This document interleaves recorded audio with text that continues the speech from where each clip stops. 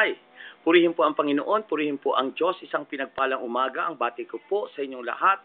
Kayong lahat na nakikinig sa himpilang pinagpala over DWXI 13-14 sa pitan ng inyong radio. At siyempre po dito po sa Channel of Blessing ng Takeover Holy Spirit Channel over YouTube.com.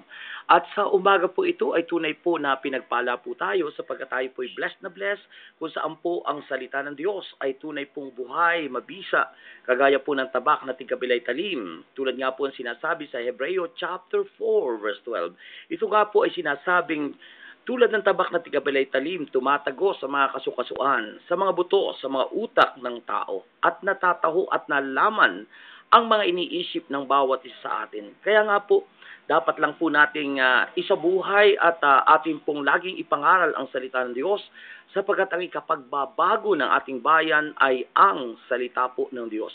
Sabi po ng Mateo 4:4, hindi lamang sa tinapay nabubuhay ang tao, bagko sa mga salitang namumutawi sa bibig ng Diyos. Ngayon po ay araw ng linggo at ngayon po ay family day na kung saan po ay ginugugol ko ang aking oras at panahon sa family at syempre po sa pagre-record ng mensahe ng Panginoon over Channel of Blessing YouTube.com.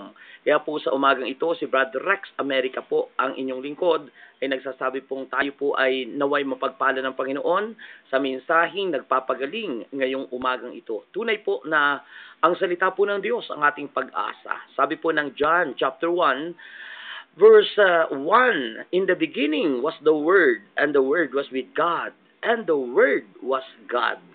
At sabi po ng verse 14, and the Word became flesh and dwelt among us. At sino po ang tinutukoy ng salita ng Diyos na ito? Tunay po na ang Panginoon Jesucristo ang bugtong na anak ng Diyos. Siya po ang ating tagapagligtas.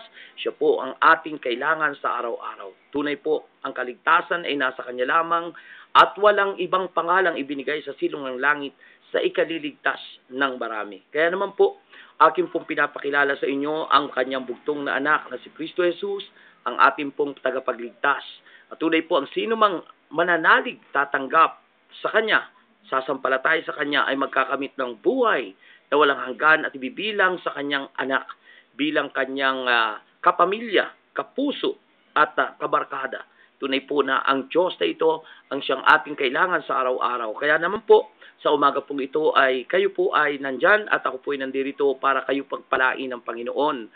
At sabi po ng Acts chapter 4, tandaan po natin, Aklat na Magawa, Kabanata 4, talata 12 na kay Kristo lamang ang kaligtasan at walang ibang pangalang ibinigay sa silong ng langit sa ikaliligtas ng marami. Kay Kristo lang po mga kapatid, na kay Hesus Kristo lang ang kaligtasan at wala pong pwedeng magligtas sa atin.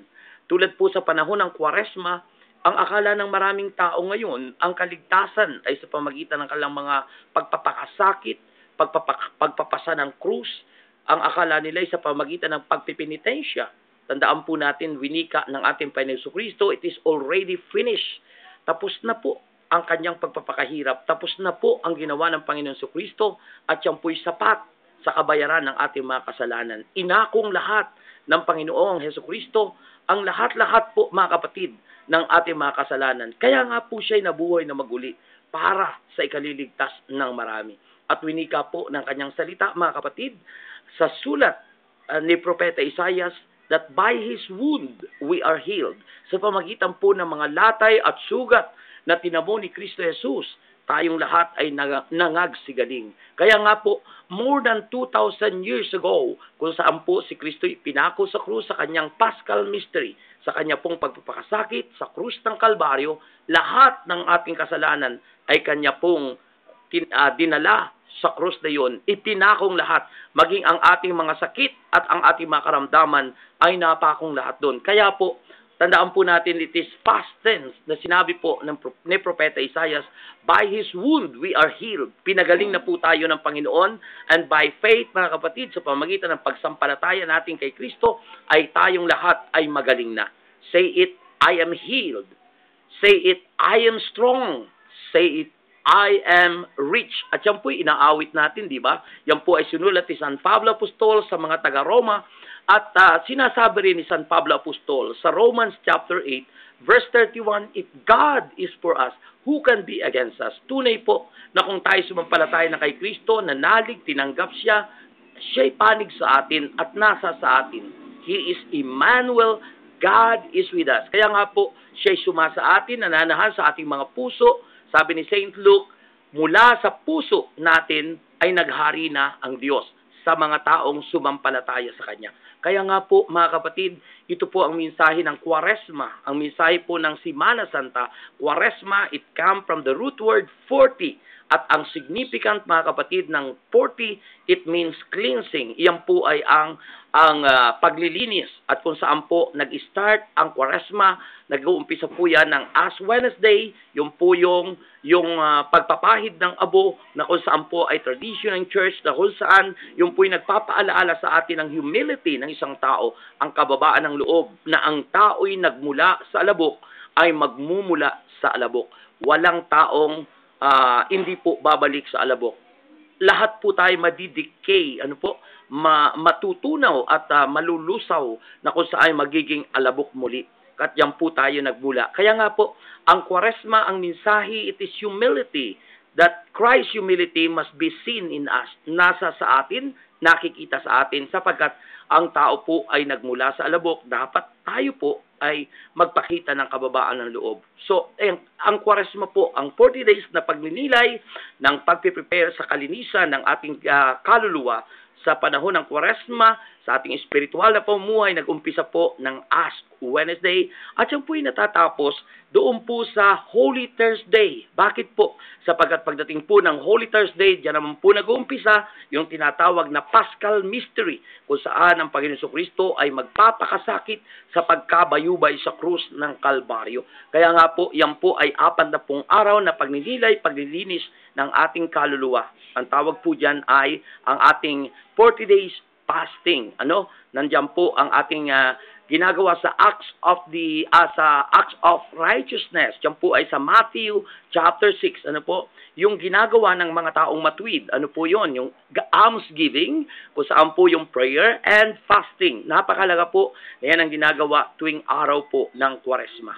So, sinasabi po ng Epeso, Kabanata 2, mga kapatid, talata po doon sa mga talatang 8, hanggang sumusunod po doon, yung po sinasabi na sa pamagitan po ng kagandahang loob ng Diyos. It is by grace na tayo po ay naligtas. At ang kaligtasan yun ay kaloob ng Diyos, hindi mula sa ating mga gawa. Kaya walang dapat ipagmalaki, mga kapatid, ang sino man sa atin. Kaya nga po, tapat ang Diyos na tumawag sa atin. He is always faithful and always available and able to do good works in us. At ang Diyos po ang kumikilo sa buhay ng taong nananalig sa Kanya. Remember, we are the temple of the Holy Spirit. We are the temple of God, the temple of our Lord Jesus Christ in our spiritual life, mga kapatid. Kaya nga po, mga kapatid, kay Kristo, manalig po tayo at sumampalataya na tanging na kay Kristo lang ang kaligtasan. Yan naman po ang napakahalaga sa mensahe po ng Kwaresma.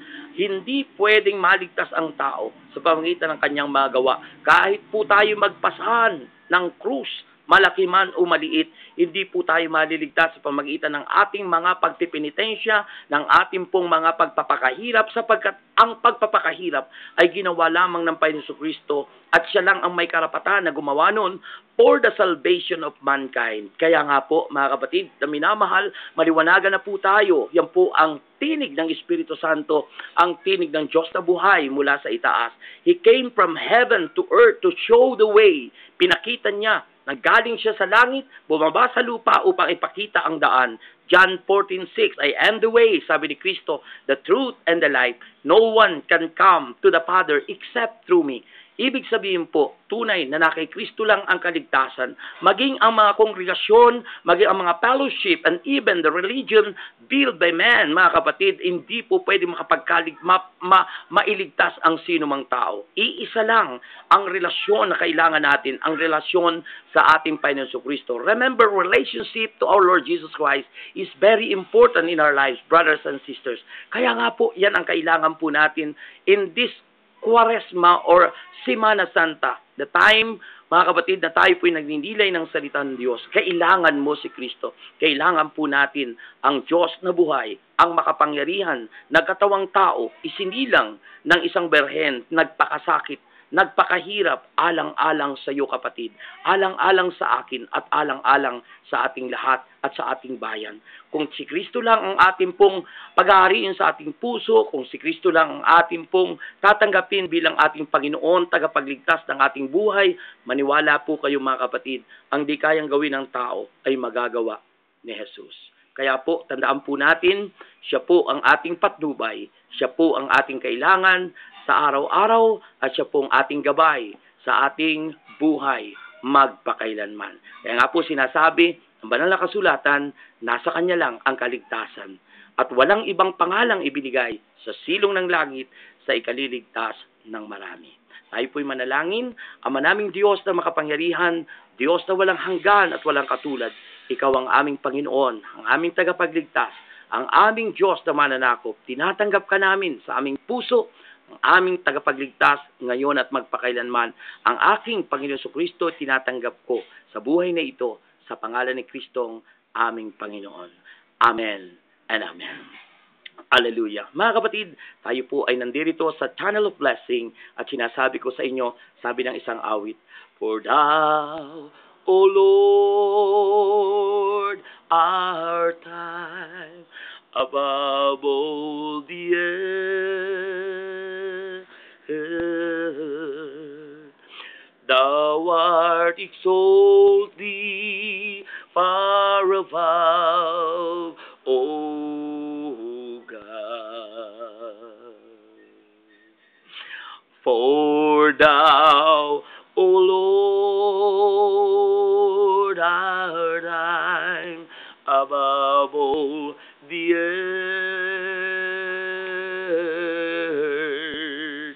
Thou art exalted far above, O God. I exalt Thee, I exalt Thee, I exalt Thee, O Lord, I exalt Thee, I exalt Thee, I exalt Thee, O God. Purihin po ang Panginoon, purihin po ang Diyos. And brothers and sisters, alam ko pong kayo na-bless, kayo po'y napagpala ng broadcast na ito over YouTube sa Takeover Holy Spirit Channel ni Brother Rex America. Kung kayo po'y na-bless, napagpala ng Panginoon, pwede po kayong mag-email sa aking pong email address, resamerica@yahoo.com.ph o kaya po sa takeoverholyspirit@gmail.com. Yan po ang aking email address. At alam ko po, kayo po ay napagpala, kayo po ay na-bless. Ano po? Kung kayo po ay nais makita ang aking pong profile doon po sa Facebook, ay makita nyo po sa Brother Rex D. America.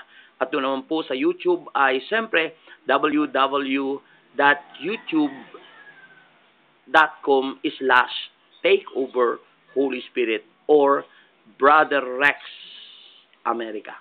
Okay, pagpalain po kayo ng Panginoon and may God bless you now and forever. Amen and Amen.